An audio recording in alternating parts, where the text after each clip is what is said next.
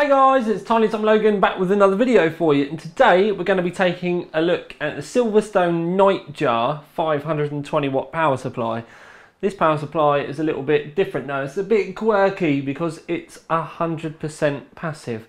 Now you may think, why wouldn't I want a fan on my power supply? But you'd be amazed that 520 watts is actually quite a lot for a power supply nowadays. And for any of you out there that have a system on 24/7, maybe a HTPC in the front room that you want to be whisper quiet, maybe you've got a rig in your bedroom that you would like to leave on overnight, whether that's for, you know, like a storage server, a downloading machine, we all get it, wink wink, nudge nudge, all that type of thing. Sometimes having it whisper quiet can be really important. Music production, for argument's sake, you might want it to be as quiet as possible so that you don't ruin you know, perfect recording situations or scenarios or whatever the word is I can't think of. So there are many times nowadays when having the ultimate silence could be really helpful. Just a bit like now with the birds outside my window. It'd be nice if they weren't doing that. But anyway, so fanless thermal solution, 0 dBA acoustics, high efficiency with platinum certification. We will be hooking this up to the power supply tester in the not too distant future, obviously in this video, but we will be doing it. 100% modular cables, you can see on here.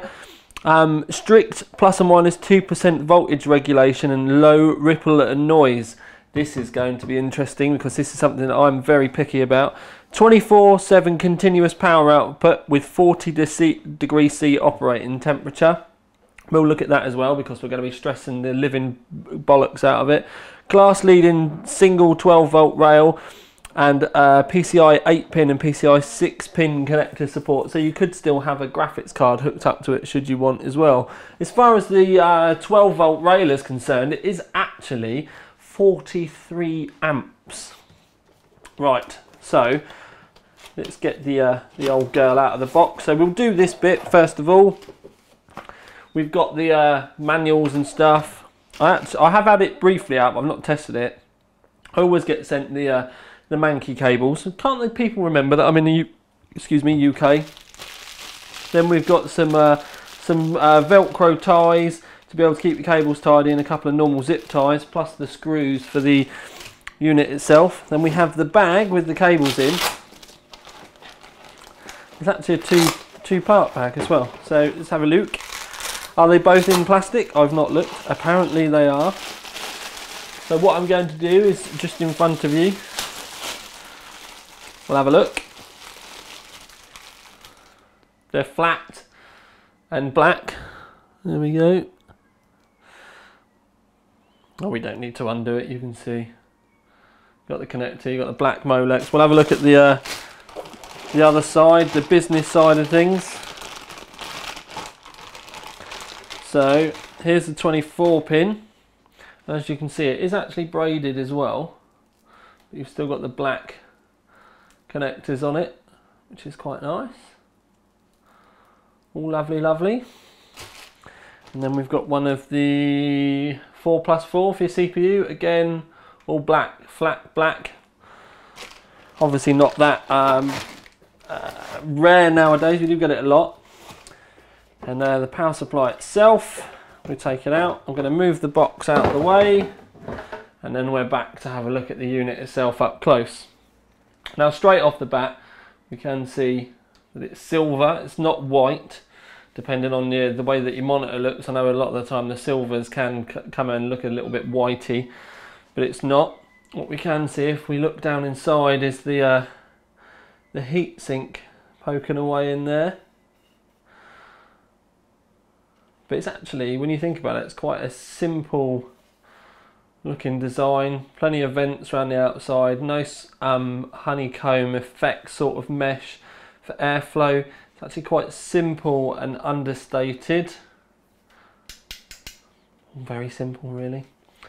Obviously 100% modular. But what we'll do is we'll plonk it down, and I am going to get the power supply tester set up to give this a bit of torture. Right then guys, moving on to our testing. So I just wanted to give you a quick run round, a little bit of an explanation, because I have added a thermometer in, which I've not done before for any of the regulars.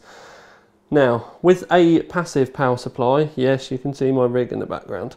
With a passive power supply, this is actually the correct way to mount it. This is the way they tell you to mount it, because obviously we've not got a fan blowing in and then pushing air out the back as you would do with a standard one. This one, it's designed for it to just radiate the heat out of the top. So if the air is radiating out of the top, and that's where the warm air is going, that means it's going to be pulling cold air in through the vents, but obviously mainly through the back, to replace the warm air that's rising out of it. Normal kind of science stuff here. But what we've done is we have a thermometer probe here.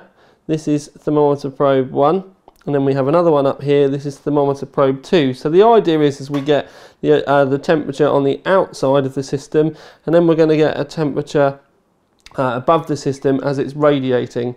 If you have a look, we do have it above the larger heatsink. Technically, I need to get a little an arm to hold it above the unit rather than, you know, actually sat on the top of it, but it's raised up a little bit. So considering that this isn't the most scientific of tests, I'm happy with the setup, and obviously it is something that we'll look at in detail once I get used to doing all this kind of stuff, really. But with the probe itself, you can see that we've got T1 21.3 degrees, and then we've got T1 21.8, 21.7. There will normally be a minor difference between the two probes anyway, but if we press this button, it will tell us the difference between the two. 00 would be perfect. I've calibrated the two for temperatures in the room as much as I possibly can. But a little bit of variables is fine, but obviously we can press that button in you know, later on, so that we can see larger differences between the two. But for now, what we're going to do is we're going to have it on T2, which is the probe above the power supply. Right, I'm going to turn the power supply tester on now. The reason why I've not done it yet is because it does make quite a bit of noise. Now, with the power supply tester itself, the first profile I have set up is 100 watts, which is 20%. The reason why I chose 100 watts is my home server at idle with the entire system and all the drives spinning is about 100 watts. So with something like this, I was assuming for a lower wattage system that would be pretty good.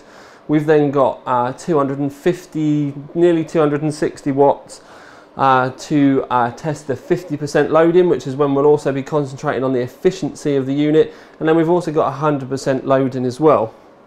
At the moment it's 10:28. I do believe that the clock on the laptop is right, just so that we can give you an idea. There we go, 10:27. I'm only showing you so you can see how long we've been running tests for. But we come back down to this. What we're going to do is we're going to get the unit on and ready. We've got it primed on 1. Now, we had a start-up time then of 300 milliseconds. That was your power good signal. At the moment, we're looking at voltages. There we got 12.02 volts. That's on your main 12-volt rail.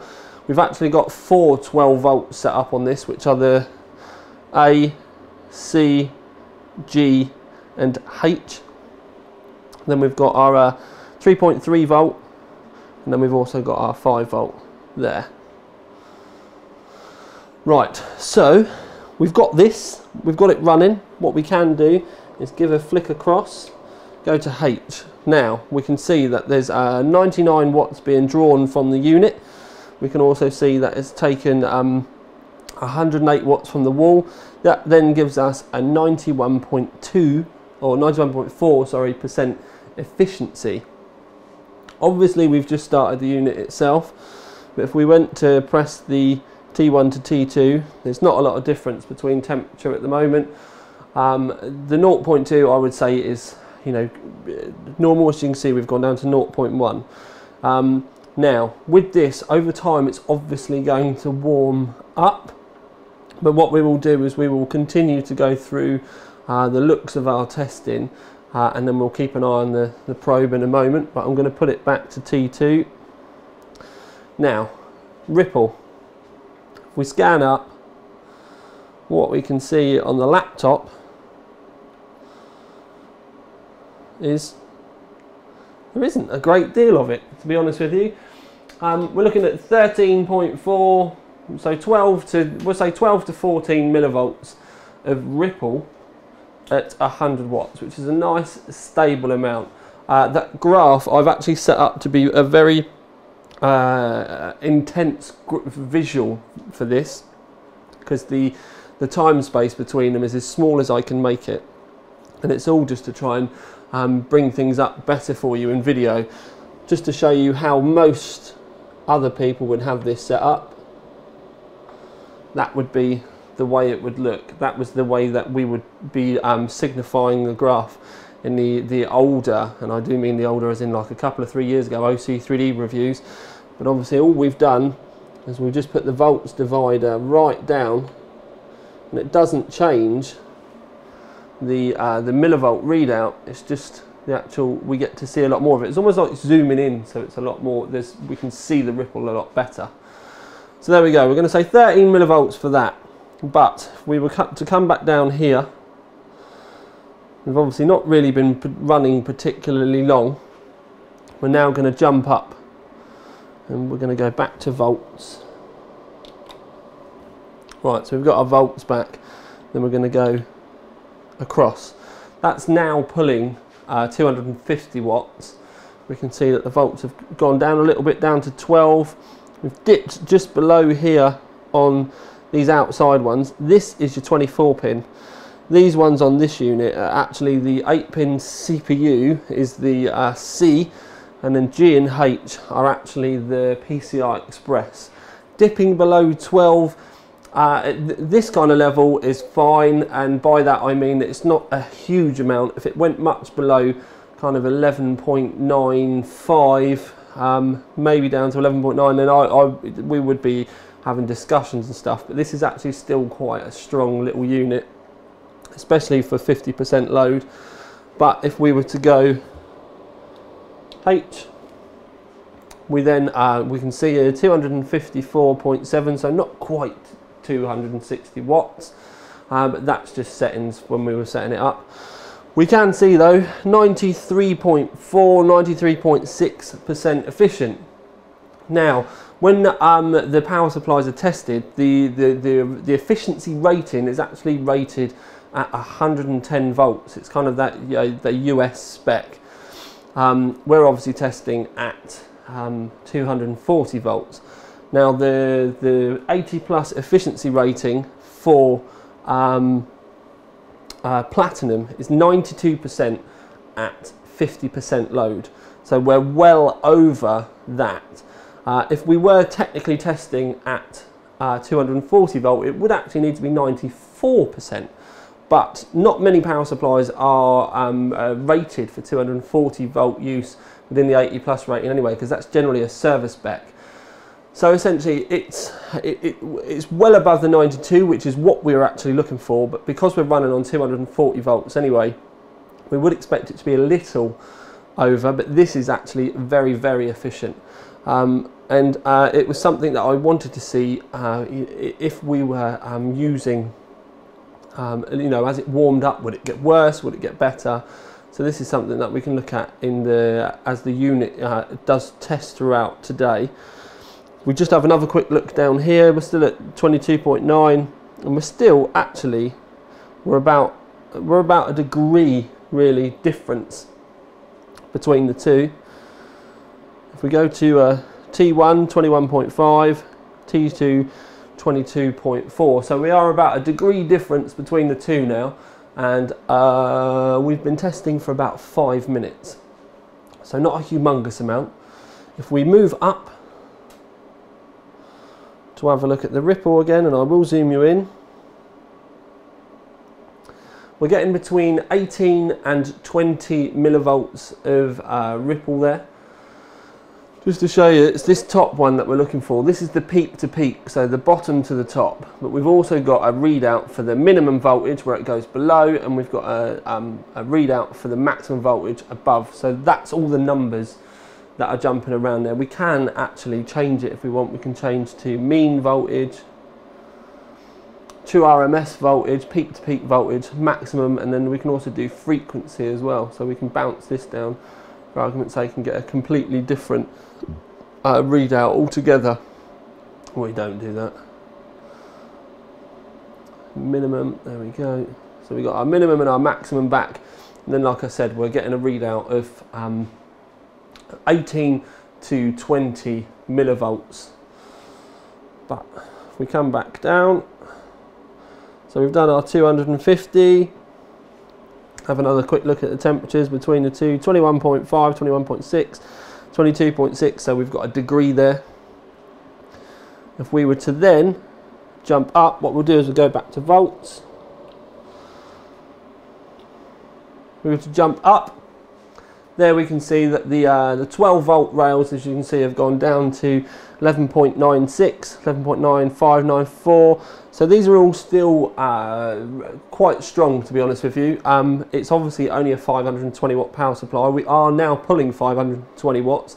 So this is running at its rated maximum 24/7 loading.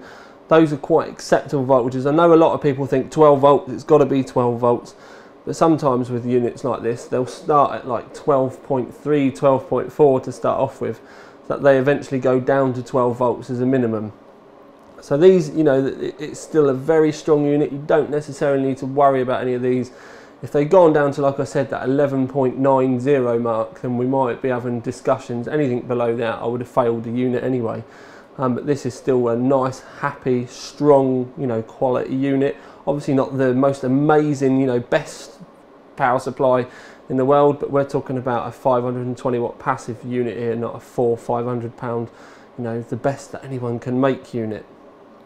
Right, so we'll flick in again. As you can see over here, 520 watts, 100% load. You can also see that we're at 92.2% efficient. Technically, it only needed to be about that at 50% load to have passed that platinum rating, but 100% load, 92% efficient, lovely bubbly. So we've got 520 watts being pulled from the unit itself, 564.4 watts being pulled from the wall. That's where we get our efficiency from. Voltage going into the unit is 239.2, obviously around the 240 mark. Frequency, or the alternating current ripple, is 50, so that's, you know, we're all lovely with that. That's all well and good. But moving up, because this is what we want to do,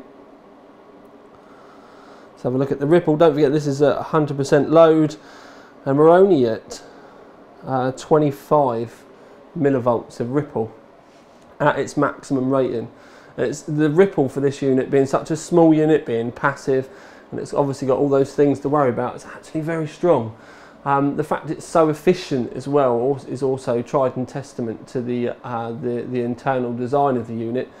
But 25 millivolts of ripple for a completely maxed out unit, I would be more than comfortable with that. It's very good, in fact. Not the best I've ever seen, but again, we're talking about a very well priced unit compared to maybe some of the others. So 520 watts being pulled. We'll have a look at the difference between. We're up to about 1.52 degrees difference now between the two, and I really can't feel any, you know, noticeable heat or torrent coming out of the unit. But what we're going to do is up on the TV screen, how old am I? Come on, camera. Thank you. Right, 10:38. What we're going to do is we're going to leave this running for about 15–20 minutes. I've actually never left the power supply pulling watts for so long, power supply tester I should say. But we're going to leave that running so that we can see if there's any noticeable difference between the input and the output on the power supply, because at this very moment in time it's actually really not creating all that much heat at all. I mean, we're not even really talking a couple of degrees yet. So what we will do is, like I said, we will let this run. We'll see how well it gets on. Right then peeps, it is now nearly 11 o'clock, 10:59. There we go. You can see the date as well. Anyway, right, so the ripple is still below 25 millivolts.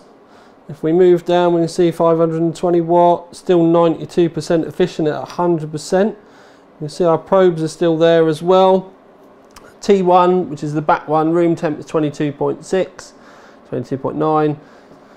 Slight difference now when we look at the one above the unit itself. Things have gradually increased, and we're looking between 9 and 10 degrees difference. Oh, we just got 11 and 12. It might be because I'm moving around in the room. All right, so we're going to go 10 to 12 then.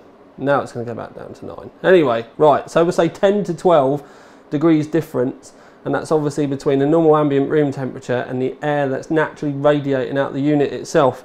Now at 520 watts, which like I keep reiterating is 100% load for this unit, for it to only be pumping out a 10 degree difference out of top is actually quite astonishing.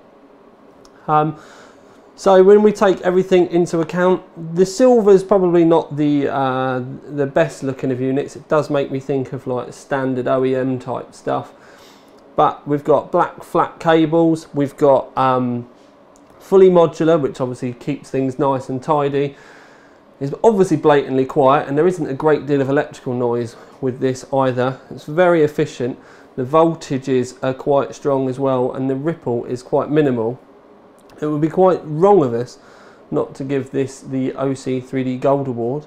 But then also what we decided to, because we don't get a chance to use the award very often, is give it the OC3D Silence Award as well. And that's mainly because, yes, it's not got a fan, so it is very quiet, but it's not a great deal of electrical noise as well. I did properly have to get my ear on the unit to hear anything at all.